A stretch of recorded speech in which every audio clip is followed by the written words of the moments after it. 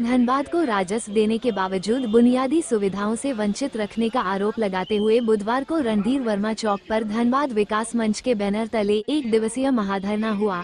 मूसलाधार बारिश के बीच विधायक सरयू राय, अरूप चटर्जी, चंद्रदेव महतो और मेयर संजीव सिंह समेत कई जनप्रतिनिधि शामिल हुए। धरने में एयरपोर्ट, सुपर स्पेशलिटी अस्पताल, ट्रॉमा सेंटर, बेहतर रेल कनेक्टिविटी और खनन क्षेत्रों की समस्याओं के समाधान की मांग उठी। नेताओं ने कहा कि धनबाद को सिर्फ कोयला नगरी नहीं बल्कि आईटी, शिक्षा और आधुनिक शहरी विकास का केंद्र बनाया जाए। विधायक सरयू राय ने आईटी, एआई और सैटेलाइट टाउनशिप की मांग की। अरूप चटर्जी ने इसे जनता के अधिकारों का आंदोलन बताया। आयोजकों ने चेतावनी दी कि मांगे नहीं मानी गयी तो आंदोलन और तेज होगा। सिंदरी के विधायक जी हो या हमारे धनबाद में पूर्व सुन रहे हो तो वो भी एक झलक दिखाएं धनबाद की धरती को कैसे विकास होता है, उसको समस्या को निदान करने का काम करें। काम सिर्फ हवा तो उन्होंने कहा, गिलहरी ने कहा कि ना बने, लेकिन जब इतिहास हो रही थी तो हम लोग भी आज इस ऐतिहासिक रणधीर वर्मा चौक पर भूमिका निभा रहे थे अपना समय। जो अभी इसमें शामिल है, इतने लोग मिलकर के मिलता से आगे बढ़ाए हैं तो धनबाद के लिए बहुत सारी उपलब्धियां हासिल की जा सकती हैं। अब एक बात ध्यान में रखना होगा कि धनबाद में 100-150 साल में कैसे बहुत सारे अवसरों को खोया, ये हम समझ जाएंगे। इसके आधार पर भविष्य में 100 साल की योजना बनाए और सबसे पहले कि जो यहाँ के बासिंदे हैं उन बासिंदों को जन सुविधाएं बेहतर तरीके से मिले, एक तो इसका ध्यान रखना होगा। और यहाँ के बासिंदों को संतुष्ट करके ही हम आगे कोयला की ऊर्जा के साथ साथ ऊर्जा के जो वैकल्पिक स्रोत मिले हैं उनका हम उपयोग करके धनबाद को आगे बढ़ाएं। कलकत्ता बंदरगाह सक्रिय हो जाए तो भारत सरकार से बात करके कलकत्ता बंदरगाह के माध्यम से हम पूर्वी एशिया के देशों से व्यवसाय और वित्तीय संबंध रखें, बढ़ाएं, तो उसका सबसे अधिक फायदा धनबाद को होगा।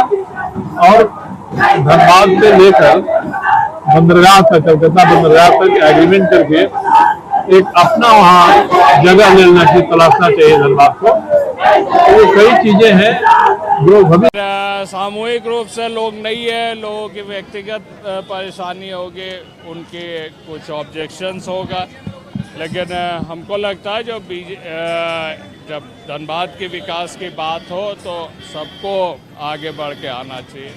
देखिए, जनता की आवाज़ बुलंदी पर रहेगी तो भाजपा हो या कांग्रेस हो, जनप्रतिनिधि हैं तो उनको उस मंच पे खींचा आना होगा।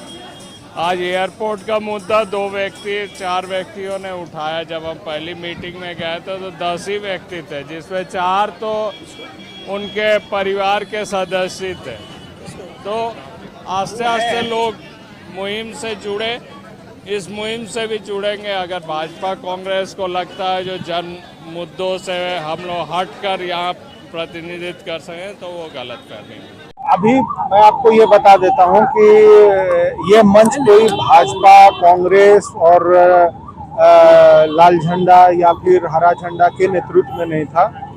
ये धनबाद विकास मंच परवीन जी के और उनकी पूरी टीम के नेतृत्व में था। उनकी ये इच्छा थी कि धनबाद के विकास के लिए आवाज उठे।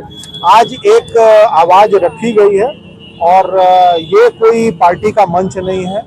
और मुझे ये लगता है कि जैसे झरिया विधायक राजनीत सिंह जी की बात है तो उनकी अचानक कल एक बैठक की सूचना आ गई, तो वो धनबाद के राजविलास में कहीं एक बैठक चल रही है, वहाँ बैठक में उन्होंने मुझे संदेश भी दिया था। तो निश्चित रूप से जो विषय है वो उठेगा और मैं ये समझता हूँ कि जो यहाँ उपस्थित हैं वो धनबाद की आवाज के लिए उपस्थित हैं और जो नहीं है तो बैकडोर से आवाज दे दें।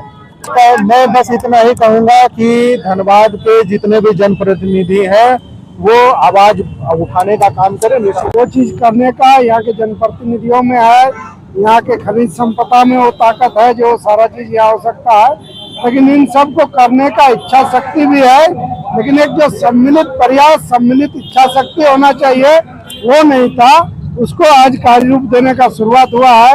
यहाँ से शुरुआत हुआ है, इसमें और लोगों को जोड़ा जाएगा और जो भी कमी असुविधाएं धनबाद में है, जो भी समस्याएं हैं पढ़ाई कमाई और दवाई के लिए जो लोग जो बाहर जाते हैं उन सब का निदान समाधान धनबाद में कराने का प्रयास किया जाए।